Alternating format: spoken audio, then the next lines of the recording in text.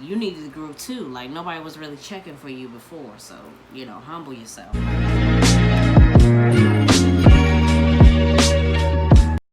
What it is, what it ain't, it's your girl Umbrella, and I am back with another video. Okay, y'all.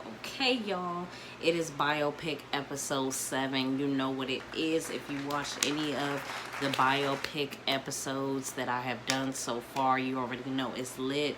Just to get you hip, you know, if you haven't seen those videos, I've done Tina Turner's What's Love Got to Do with It. I did Frankie Lyman's Why Do Fools Fall in Love. I did the Little Richard movie. What else did I do? And I did Introducing to Dorothy Dandridge, Just So You Know, with Halle Berry. Just so you know, a couple of movies I did. And I also did Cadillac Records. Just so you know, some biopic episodes that I did, okay? So in today's video, we are going to be talking about The Temptations. You feel me? This movie is one of my favorite movies ever. I think it's just because it entangles the story of 5 black men trying to, you know, make it to the top and be successful in the music industry, and they reach trials and tribulations. It's tons of like fabulous music with messages. I just love the whole movie, okay? And it is in the perspective of Otis Williams, which is the lead of the group, okay? So I'm gonna get into this story, okay? And you already know why I do these biopic series episodes, because I'm talking about things that weren't discussed in the movie, okay? So if you're ready, make sure that you like, comment below how you feel once I get into the juiciness of this video, and make sure you subscribe. Before I actually get into the video, I do want to say thank you so much to all the people that have subscribed to my channel recently. Like this, I'm telling y'all, this is such a blessing to me. Y'all are a blessing. People that support me, I really appreciate y'all. Let's get on the road to getting me to 100 subscribers. You know what I'm saying? I got, what, 20 more people to go before we reach 100. So make sure if you rocking with me and the alert gang, because that's what's going on this channel, make sure you comment below, show me some love. You know what I'm saying? So we can keep this train on a choo-choo, you feel me?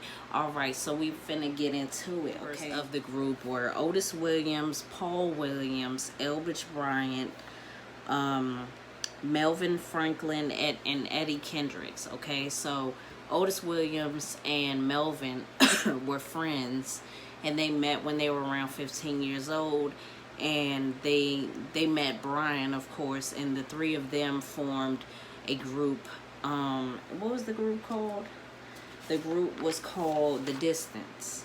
So they formed that group, and then Paul Williams and Eddie Kendricks were in the Primes, and they also were singing with Diana Ross and them at the time.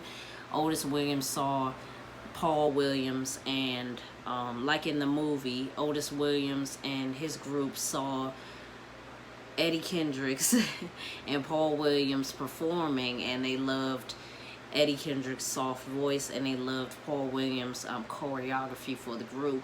So as their group diminished, which was the Primes, they took them from their group, and they all came together, and they became the Elgins, I believe. And then after that, soon they formed The Temptations and signed to Motown Records in 1961, okay? So this story of The Temptations, is better told like through a timeline. So that's how I kind of did my research, so I could understand, because there's so many people in the group, so many names and things like that. So they formed the group in 1961, but they didn't start making songs until 1962. Their first song was Dream Come True Together, and it was kind of slow. It didn't really do too well. So I remember, like, in the beginning of the movie, they were struggling after they, you know, were signed to the label. They were struggling to, like, get that hit, you know what I'm saying? So as a couple years had gone by, they were still, you know, struggling or whatever, and he got kicked out of the group because he was fighting with Paul.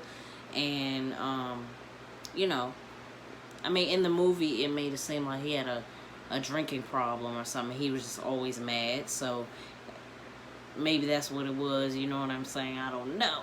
But what I'm saying is that he got kicked out of the group, so he was done finito. So around that time, they must have met David Ruffin, heard him sing, and he soon joined the group in 1964, okay? So we're getting to the core of the group. This is when they reached their peak of success. David Ruffin joins the group, and then they get their first hit called The Way You Do the Things You Do, which is my song. You got a smile so bright. Hey, you know you should have been a candle. Okay? Like, all the songs in the movie was hits, so you're going to hear me sing them in case you don't know what they are. Okay? I'm going to get you hip. So, that was their first hit right there in 1965. My girl, my girl, my girl, talking about my girl, my girl. Okay, so that came out in 1965. Also in 1965, It's Growing was a hit. Since I Lost My Baby was a hit. Don't Look Back and My Baby. Okay, 1966, Get Ready, 'cause here I come. Okay, and Beauty's Only Skin Deep was a song, and those two songs, David Ruffin was the lead, and they let him take the lead in both of those songs. So I personally, I think that David Ruffin, he started to feel himself, you know what I'm saying? Because he was doing these two songs. Oh, and I'm Losing You, that song. So he was the lead in those three songs, making those songs a hit. And then 1968, they made the song I Wish It Would Rain.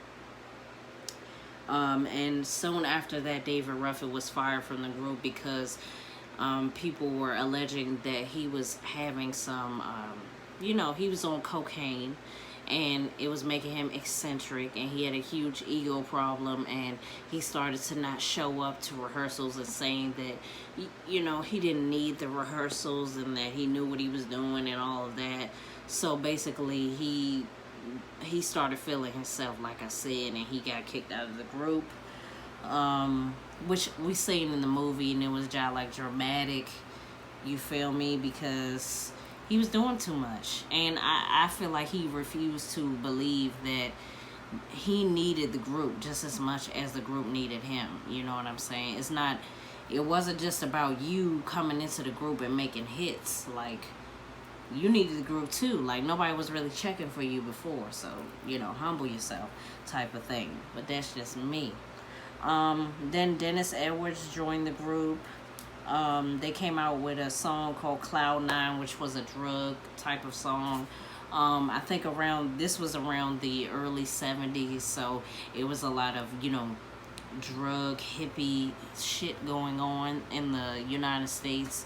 So a lot of the music reflected the time. So in my research, they were talking about how Cloud 9, Runaway Child, Running Wild, and Psychedelic Shack and Ball of Confusion, That's What the World Is Today, were songs all about like using drugs, and how crazy the US was at the time and things of that nature. 1971, they may have came out with one of their most famous songs, Just My Imagination.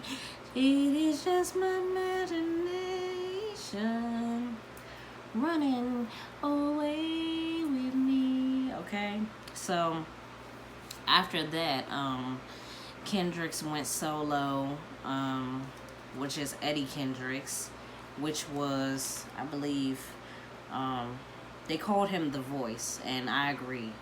He left the group, which is sad, because he was like bomb as fuck. One of the, to me, he was maybe the best singer in the group, because that's soft shit. Like, girls love that soft ass voice, okay, on an R&B beat. All right. Paul Williams left the group, and he died 2 years later of a suicide. Okay, so this is where we're really diving into what was left out of the movie. Okay, so make sure you're paying attention, because right now it's finna get juicy.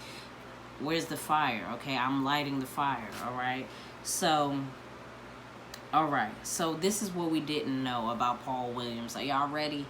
So the first thing is that he had sickle cell anemia, okay? He had fucking sickle cell anemia. And I will put the definition down here. And the doctor had advised him not to like be in the group anymore because the doctor found a spot on his liver. So like in the movie, we're saying that he had a couple, he was drinking a lot, you know? He was drinking a whole lot, and he just became like an alcoholic. And like the scene where he was singing, he was drunk as shit, and he was singing in the living room in front of everybody, and they had like a huge party, and it was very dramatic, and he was singing, and he just wouldn't stop singing. It was kind of like that. It was like he was using his I think it was like he was avoiding his sickle cell, and he was trying to deal with it with alcohol, and on top of that dealing with financial problems, and probably, in my opinion, feeling just like maybe us, like just a background, you know, in the group, you know, because Ruffin was in the group, and all these great singers were in the groups, and he wasn't really known as being the singer. He was known as being like the choreographer. So I felt like maybe he just felt like he wasn't as important as everybody else in the group, and he was just dealing with that lack of confidence and self-doubt, and on top of that, you know, health issues, and then touring all the time.